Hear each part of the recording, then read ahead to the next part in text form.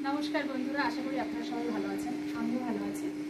आज आमि चले एसेछि आरेकटा नतुन रेसिपि निये। आज एकसाथे दुটো रेसिपि आमि देखाबो। आजके देखाबो चाल कुमड़ो दिये मुसुरिर डाल रान्ना और मुसुरिर डाल दिये এখন কাঁঠালের সময় কাঁঠালের দানা দিয়ে ডাল। চাল কুমড়োটা দেখুন আমি এইভাবে কেটে রেখেছি।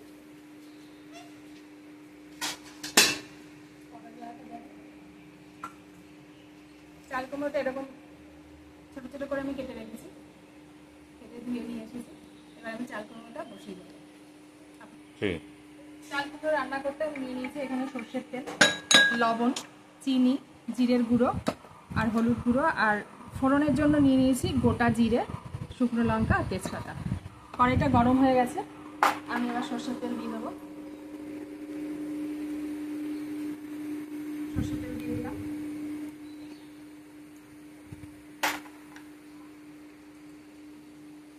ফোড়নটা দিয়ে দিলাম এখানে।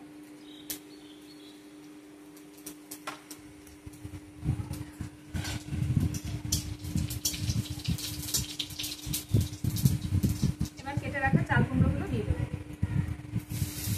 যত ভালো কুচানো হয় তত রান্নাটা ভালো হয়, তাই না? যত ভালো কুচানো লাউ, চাল কুমড়ো এগুলো সব এক, যত ভালো কুচানো হবে তত সুন্দর রান্না হবে।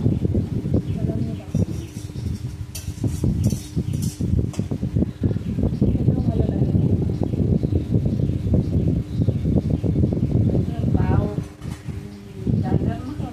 চাল কুমড়ো দিয়ে ডাল দিয়ে হবে, মুসুরির ডাল দিয়ে করবো।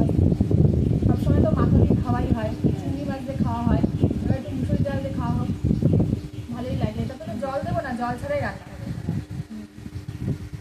এবার আমি দিয়ে দিই এক এক করে। একটু লবণ দিয়ে দিই, দিয়ে দিচ্ছি পরিমাণ মতন লবণ, দিয়ে দিচ্ছি হলুদ,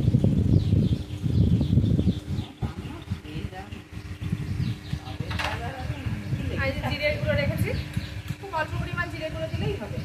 এমনিতেই চাল কুমড়ো অনেক কমে আসবে,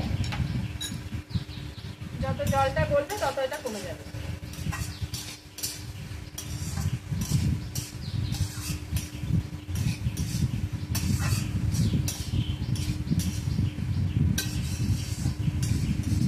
চাল কুমড়োর স্বাদটা বাড়াতে আগে থেকে একটু চিনি দিয়ে দেবো, তাহলে ভেতরের বেশ মিষ্টি ভাবটা আসবে। দিয়ে দিলাম একটু চিনি। এবার এটা আমি ঢেকে দেবো। বেশ ভালোভাবে ভাজা ভাজা হলে তারপরে মুসুর ডালটা দিয়ে দেবো। মুসুর ডালটা আমি এই দেখুন ভিজিয়ে রেখেছিলাম, ধুয়ে ভালো করে ধুয়ে ভিজিয়ে রেখেছিলাম। এবার আমি এটা ঢেকে দেবো। কিছুক্ষণ পর ডাল দিয়ে দেবো।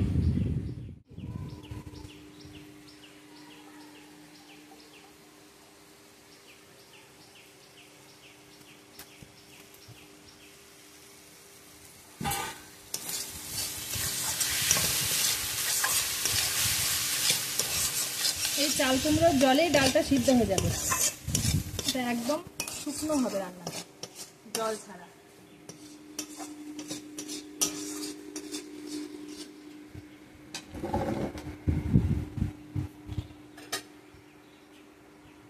দিয়ে দিলাম দুটো চেরা কাঁচা লঙ্কা।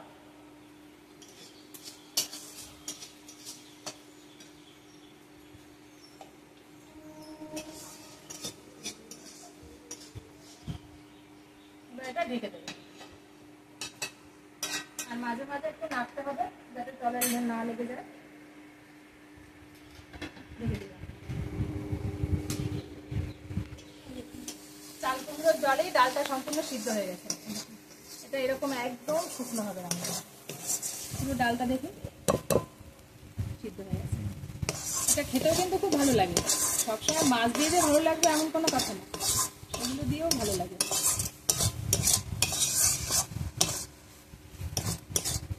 এবার আমি নামানোর আগে সামান্য জিরের গুঁড়ো ছড়িয়ে দেবো। আগে 1 চা চামচ জিরের গুঁড়ো দিয়েছিলাম, এবার সামান্য একটু দিয়ে নামিয়ে দেবো।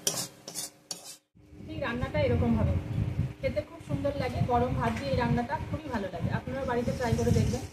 যদি ভিডিওটি ভালো লেগে থাকে অবশ্যই লাইক সাবস্ক্রাইব করবেন। আবার পরবর্তী অন্য একটা এপিসোডে আমি আসছি। আর আজকে আরেকটা ডাল রান্না আমি দেখাবো, সেটা হচ্ছে কাঁঠালের দানা দিয়ে ডাল রান্না। নমস্কার।